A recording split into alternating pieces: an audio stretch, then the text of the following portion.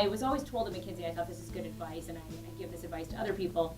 You should work on your weaknesses, right? You should absolutely work on the things that you're not great at and try to get those better. But where you will differentiate yourself is by working on your spikes and hitting those out of the park. And so if you think about what your spikes are, you should try to find a job that really aligns to your spikes. And one of the things about private equity and consulting is you're always on the advising side. You don't get to actually go in and tactically change things. And you don't have a lot of opportunity to lead a motivated team. I run a team of over 300 people now. The biggest team I ever managed at Bain Capital was probably like 7 people. And for me, I felt like that was a place that I could actually add value and be very successful, and I wasn't getting to utilize that skill in private equity. So I started to think about, what kind of company do I want to work for?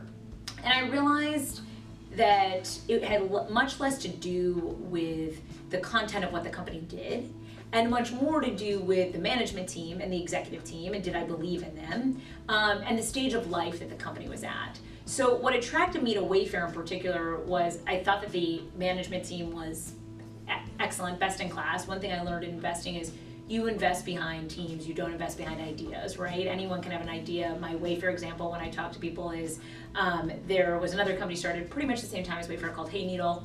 In fact, the exact same concept, and Hay Needle no longer exists, and Wayfair, is a $6 billion market cap company, right? So the team is really, really critical. The other really appealing thing to me about Wayfair is that it had plenty of capital. So to have both capital and huge growth, and now 4 years later, we've added a third thing, which is real scale, is really exciting to me, and that's actually a very fun place to play in. And so that's what really attracted me to Wayfair. So we have 4 competencies that we evaluate employees on. The first one is teamwork and collaboration. So even at a junior level, and it's not just managers, right? At a junior level, do you collaborate effectively with your peers? Are you working to promote sort of our overall culture within your team? We're a highly matrix organization. Nobody owns a P&L top to bottom. So being able to work across teams is a core part of success here. And then as you get more senior, that's obviously about managing. The next competency is innovation and results. So are you good at driving outcomes? Can you come up with new and creative ideas, but then actually get those to market, right? So just coming up with the idea is not enough. You actually have to go get it, and you may fail, but do you learn from that and then bring it back out? The third is critical thinking, and sort of how do you deconstruct a problem, and how do you analyze data? And I would say that's one that we really look for in the interviews, because that's a harder one to teach. People usually come in with a data orientation or not. Coaching that is much more difficult. And we look for that in sort of raw intellect and intellectual curiosity. And then the fourth is communication persuasion. So can you effectively communicate that idea? Can you convince other people of that idea? And can you motivate people along that path? I think it's very important to continually share with employees what the results of the company are, so that employees can actually see the connection of their work to those outcomes. So to that end, in addition to any employee being able to access it, our CEO sends 2 emails a week on different charts that are on topics of things that are working on the company. And so the idea of those is to take one very specific topic and share with all employees how that piece is trending.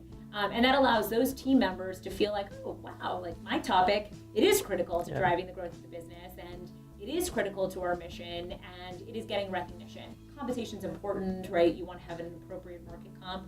But most data suggests that what really motivates employees once that is set is, do they feel connection to the overall team, and do they feel like they're having impact? And the way that we express that to employees is by showing them exactly what it means in the results. So if you come in here, you come in the door and you perform well, the opportunities that we can provide you are somewhat endless. And I can't even tell you what all the jobs are going to be 12 months from now, but I know that there will be a wide range of things for you to do. And people get a lot of responsibility very, very early on. To me, that is one of the appealing things about, and I'm a very big believer in the consulting development model and what you get trained and taught at a consulting firm and a private equity firm. But one of the big differences about coming to work at a high growth tech company versus a more structured consulting environment is that if you perform, your career trajectory can change very quickly here, And you can get that exposure to senior leadership, to different job challenges, to owning something, to managing people much faster than in the more structured consulting environment. I think what's hard for me in particular about talent is I'm a process person, I'm a numbers person, right? So I come into a problem and I want to structure it and make it really clean and really tight and put some efficiency around it. And by definition, human capital is about human beings. And you're constantly walking that balance of creating process and structure to become more efficient, make people's lives easier, but recognizing that each human has a story. And when you go on an individual basis and sort of talk through these problems with people, that's where it can be quite challenging, because sometimes you may think that XYZ policy is absolutely the right policy, but then you meet the one person that policy doesn't work for, and that's very, very hard. It's emotionally hard. One key piece of advice that I always tell people when I occasionally go to campus and do some of the recruiting is, I do not worry about where you're going to be 5, 10, 15 years. Think about taking a job for the merits of the people that you're going to be working with, what you're going to be learning from them, what skills you're going to acquire, and much less around what the role is and what the official content is. Because I could never have predicted I'd be in talent. I never would have predicted that I'd be this excited and engaged by it. Make sure you're comfortable with ambiguity if you're looking at going to a high-growth tech company, because things will change. And the career path won't be perfectly laid out for you. And we may not be able to spell out exactly when you'll get promoted or where you will go next. But if you have a comfort with that, you go in knowing that, and you just say, yeah, sign me up. Like, I'll take whatever opportunity is thrown at me. But I gotta be honest, like 15 years ago, I would not have taken a job in talent. Because I thought of myself as like a finance investor person, and talent did not seem consistent with that view that I held of sort of what my skill set was.